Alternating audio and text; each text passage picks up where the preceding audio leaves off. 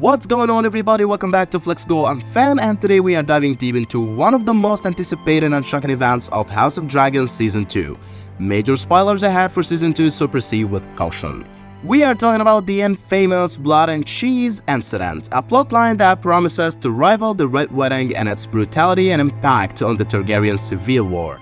Whether you have read the novels or you're just a fan of the show, this is one storyline you won't want to miss. Let's unravel the chilling details behind Blood and Cheese and see how it shapes the future of Westeros. The infamous incident. The infamous incident of Blood and Cheese is often compared to House of Dragons' Red Wedding.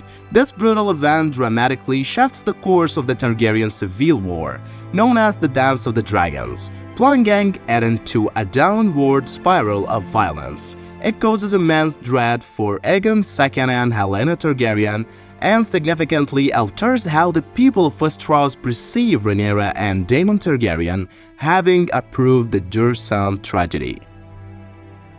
Who are Blood and Cheese and Fire and Blood?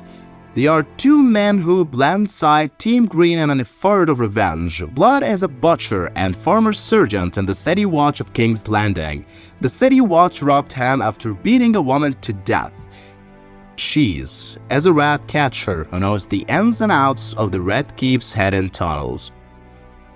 Following Aegon's second ascension to the throne, Rhaenyra sent her two eldest sons, Jacaerys and Lucerys Velaryon, to remind the Lords of Westeros of the oath they swore to her and Viserys first in regard to her claim.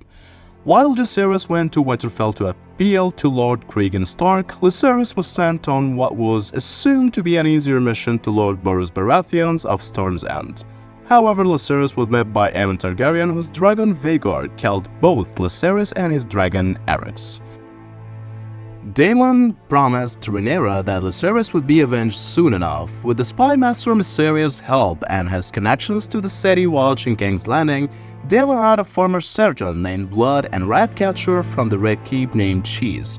The former was familiar with the secret tunnels built by Major the First Targaryen and used them with Blood to infiltrate the castle. Inside the Tower of the Hand, they tied up the Gash Queen Alicent Hightower after killing her handmaiden, all shortly before Alicent's daughters Helaena and her own three children arrived, as they did every night.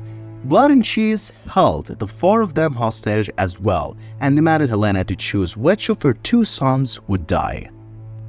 It should be crucially noted how young Helena's children were. The twins, Jaehaerys and Jaehaera, were both 6, and Mailer was only 2. Helaena herself was barely an adult at age 20, was known to be sweet and didn't have a say in her husband's affairs.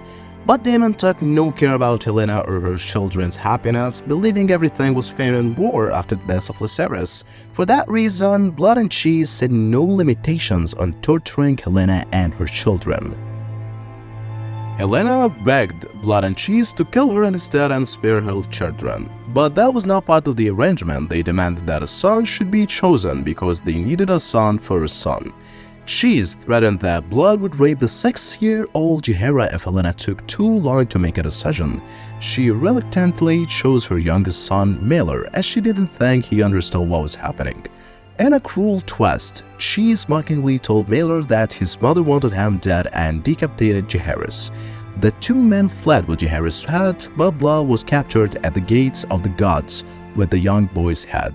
Cheese was never found, but Aegon II ordered all the rat catchers in King's Landing to be killed as a precautionary measure. Who do you think was the true mastermind behind Blood and Cheese actions? Daemon or someone else? Drop your theories in the comments if this deep dive has you hooked. Make sure to subscribe and ring the bell for more updates on House of Dragons. The aftermath of the Blood and Cheese scandal. The event of Blood and Cheese is no comparison to the grand scale of the battle above the God's Eye, but it's one of the few incidents in the war that left a haunting mark. The head of vengeance officially blurred the line between good and evil when it came to defining the Greens and Blacks. There was no turning back after both sides committed the atrocious act of killing an innocent child. Further, Blood and Cheese pushed forward the message that children will always pay for the evils of their parents, a notion that Game of Thrones is not unfamiliar with.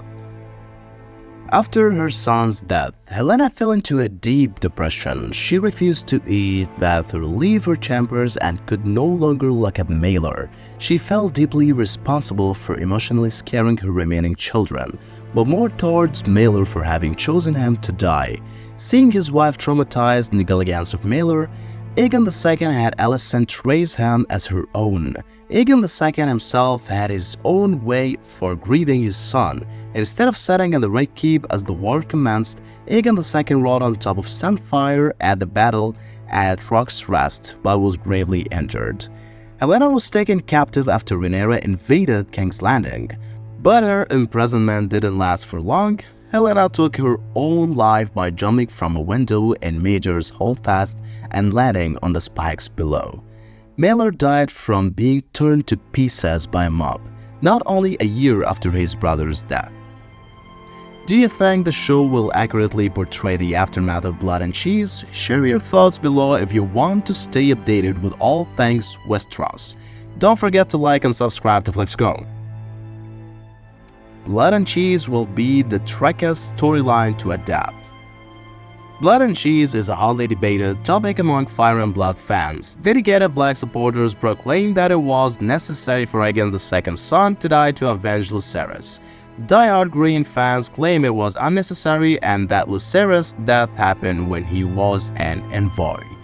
Those caught in the middle see that both deaths are cruel showings of children being used as pawns in a war they have no say in. Blood and Cheese will challenge viewers like no other Game of Thrones scene has done before, at least with the Red Wedding robbing Catelyn Stark with the anonymous god guys compared to Walder Free and Roose Bolton. Yes, Robb did break and all, but he didn't mean any ill will and was just trying to do the right thing. With Blood and Cheese, the definition of good guy quickly vanishes once children and both sides are killed. To achieve this level of nuance between the Greens and Blacks, House of Dragons needs to uphold the responsibility of being transparent about Rhaenyra's involvement with the event. Fire and Blood is much less clear about where Rhaenyra stands on Jaehaerys' death. It doesn't appear she orchestrated it, but at least knew Daemon would go to an extreme to avenge Lucerys. When it came to Jaehaerys' death, two accounts differ on how she reacted to his decapitated head. Mushroom says she cried, and Septon Eustace says she smiled. With much less clarity about Malor, it's hard to tell where Rhaenyra would have stood about hurting Helena's children, even if it didn't give her a political or war advantage. Assassinating a child is not exactly good PR for a woman who is advocating for the Iron Throne in a patriarchal society. So House of the Dragons, Rhaenyra must choose between revenge or a terrible stain on her reputation. That's all for today. Deep dive into the Blood and Cheese incident from House of the Dragons Season 2. What do you think of this infamous event? Was it a necessary act of vengeance or a step too far? Let me know your thoughts in the comments below. If you enjoyed this deep dive, make sure to hit the like button, subscribe to FlixGo, and ring the notification bell so you won't miss any future updates on House of Dragons and all things Westeros. Thanks for watching, and we'll see you in the next video.